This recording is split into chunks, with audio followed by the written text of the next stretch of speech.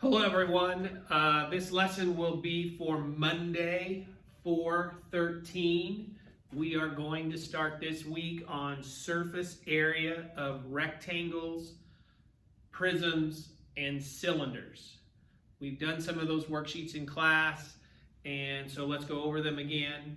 So, how do we find the surface area of a rectangle or a prism, a three-dimensional object that has height, length, and width?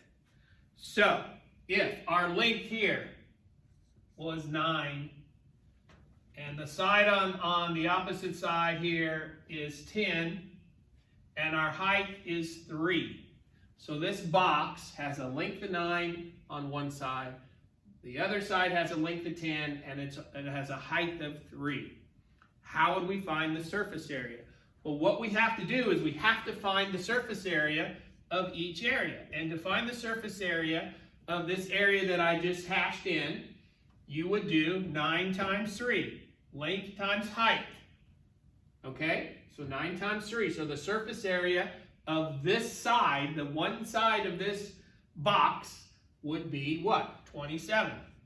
Okay, we then have to find what is the surface area of the other side of the box, or the other 7 sides of the box. So, in order to find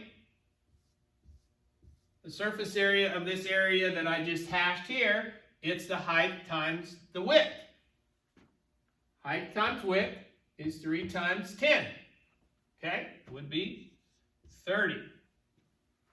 Now, keep in mind, you can't see it in my drawing, but there are 4 sides of every box. 2 sides are the same. So this would be 27 plus 30 plus what? We now have the surface of the top.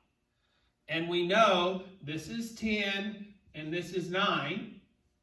So we multiply those together. 9 times 10 is what? 90. Okay?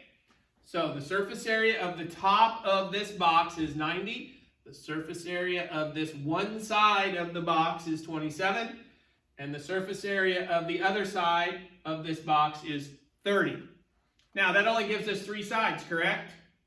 So what do we have to do? We would have to multiply each of those times 2.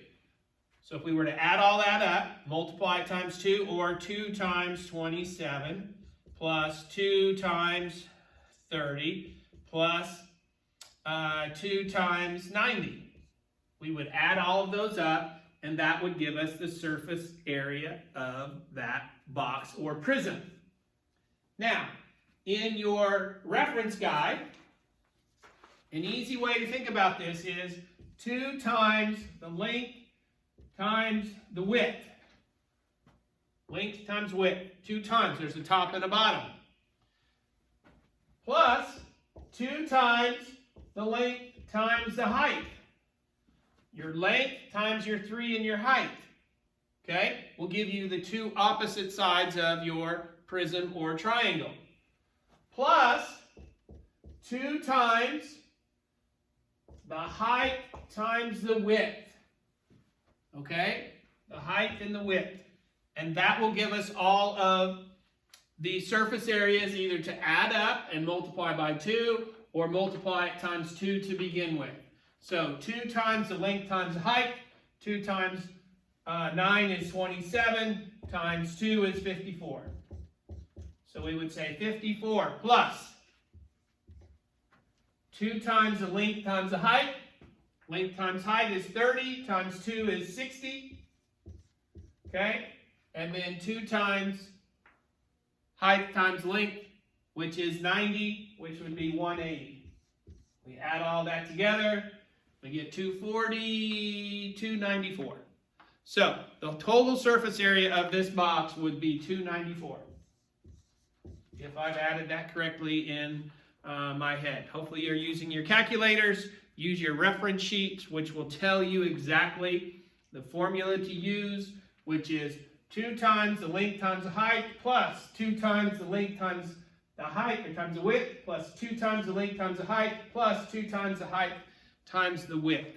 And that will give you the surface area of a prism or a rectangle?